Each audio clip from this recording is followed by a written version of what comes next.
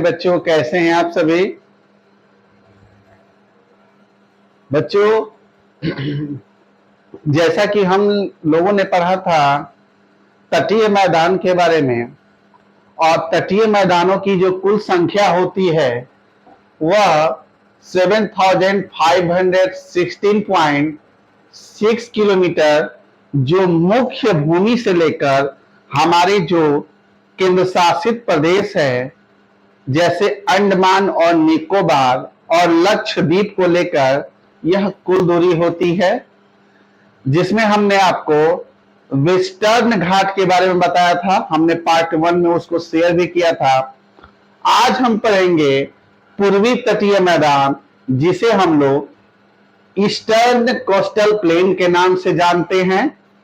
और जैसा कि बच्चों हमने एक फिगर ड्रॉ किया है जो हमारे पूर्वी तटीय मैदान को शो करता है, इसके बारे में पढ़ेंगे बच्चों। जैसे कि यह एक उड़ीसा है। उड़ीसा हमारा एक राज्य है जहां पर लोहा सबसे ज्यादा निकलता है। और इसके ठीक उत्तर में जाएंगे तो यहाँ पे पश्चिम बंगाल आपको देखने को मिलेगा। ये हमारे ईस्ट स्टेट माने जाते हैं, पूर्वी राज्य माने जाते हैं। और उसके बाद आंध्र प्रदेश और तमिलनाडु आता है। तो बच्चों, जो हमारा पूर्वी घाट है वह उड़ीसा से लेकर तमिलनाडु तक फैला हुआ है। यह हमारा तमिलनाडु होता है। तमिलनाडु, उसके बाद आंध्र प्रदेश, उसके बाद उड़ीसा और उसके बाद पश्चिम बंगाल। तो पश्चिम बंगाल में दूरी बहुत थोड़ी कम होती है और पश्चिम बंगाल, उड़ीसा, आंध्र प्रदेश और तमिलनाडु से यह मापी जाती है पूर्वी तटीय मैदान। इसकी जो चौड़ाई होती है बीच में थोड़ी कम होती है, लेकिन उत्तर और दक्षिण दिशा में इसकी चौड़ाई बड़ी होती है। उत्तरी भाग में उत्तरीय सरकार के नाम से जानते हैं। देखिए, उड़ीसा से लेकर ये आंध्र प्रदेश तक यह उत्तरी सरकार, जो कि तटीय मैदान के नाम से जानते हैं। और आंध्र प्रदेश के कुछ भाग से लेकर तमिलनाडु के पूरे भाग को कोरोमंडल तटीय तट बोलते हैं। यहाँ पे बहुत सारी ऐसी नदियां हैं बच्चों जो हमारे पूर्व बंगाल की खाड़ी में आकर गिरती हैं। बंगाल की खाड़ी में आकर गिरने के कारण बहुत सारी नदियां डेल्टा का निर्माण करती हैं।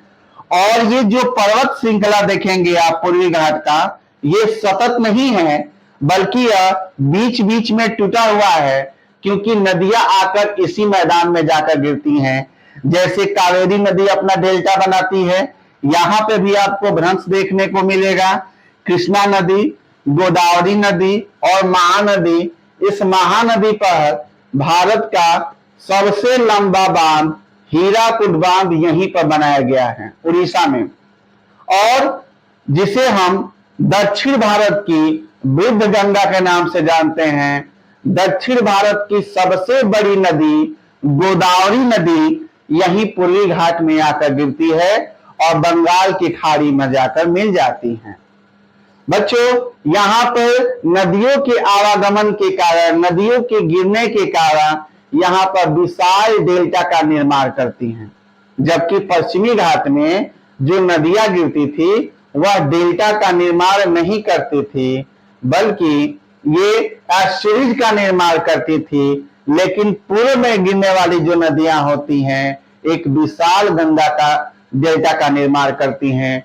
आप सुने होंगे सुंदरबन डेल्टा, जो भारत और बांग्लादेश में फैला हुआ है, जहां पर गंगा नदी और ब्रह्मपुत्र नदी मिलकर विशाल डेल्टा का निर्माण सुंदरबन डेल्टा के नाम से जो कि बनाती हैं, जो कि विश्व का सबसे बड़ा डेल्टा का निर्माण करती हैं। यहां आपको एक और चीज देखने को मिलेगा कि यहाँ पे जो नदियां गिरती हैं, यहाँ नदियां हर एक पर्वत श्रृंखला में टूटने के कारण यह सतत नहीं होती हैं, यह अनियमित रूप से फैली हुई हैं, जो कि नीलगिरी पहाड़ियों तक यह इसका आवागमन होता है। महानदी, गोदावरी नदी, कृष्णा नदी, कावेरी नदी, यह एक इसका उदाहरण है। बच्चों, एक झील भी है जिस झील का नाम है चिल्का झील। यह पूरब के तट पर स्थित एक भूलक्षण देखने को मिलेगा, जो कि एक विशाल खारे पानी की सबसे बड़ी झील, कोई पूछ सकता है आपसे कि भारत की सबसे बड़ी खारे पानी की झील कौन सी है, तो आप चिल्का झील बताएंगे। चिल्का झील जो कि खारे पानी की सबसे बड़ी झील होती है। और यहाँ पे जो ये पूर्वी घाट है बच्चों, यह एक अनियमित है जो कि टूटा हुआ बीच बीच में आपको देखने को मिलेगा, क्योंकि यहीं से जितने भी आपको नदियां मिलती हैं यहाँ पे गिरती हैं, और यहाँ पे गिरने के कारण यहाँ पे एक विशाल डेल्टा का निर्माण करती हैं। और यहाँ पर आपको जो सबसे ऊंची पर्वत जो चोटी देखने को मिलेगी वहां पर महेंद्रगिरी है। महेंद्रगिरी महेंद्रगिरी महेंद्रगिरी जो कि सबसे ऊंची पर्वत चोटी है, जिसकी ऊंचाई 1600 मीटर लगभग मानी जाती है, जो कि सबसे पूर्वी घाट की सबसे बड़ी ऊंची चोटी होती है।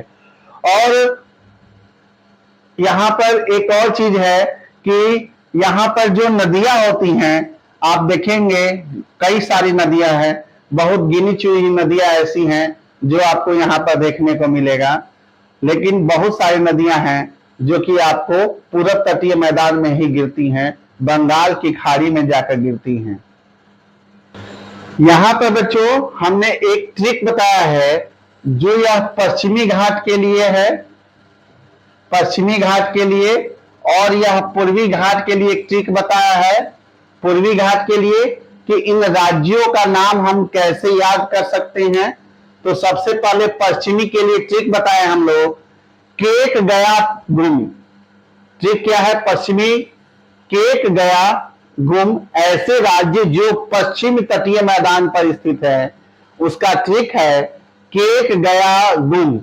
केक के से हो जाएगा केरल, के से हो जाएगा केरल, क से हो जाएगा कर्नाटक, क से हो जाएगा कर्नाटक, गया से हो जाएगा गोवा, गया से हो जाएगा गोवा, गु से हो जाएगा गुजरात, और मौ से हो जाएगा महाराष्ट्र। बच्चों यह एक ट्रिक ऐसा है जो 5 राज्यों पश्चिमी तटीय मैदान पर स्थित है, और पूर्वी तटीय मैदान पर स्थित राज्य कौन से हैं? आप ताऊ। आ से हो जाएगा आंध्र प्रदेश, प से हो जाएगा पश्चिम बंगाल,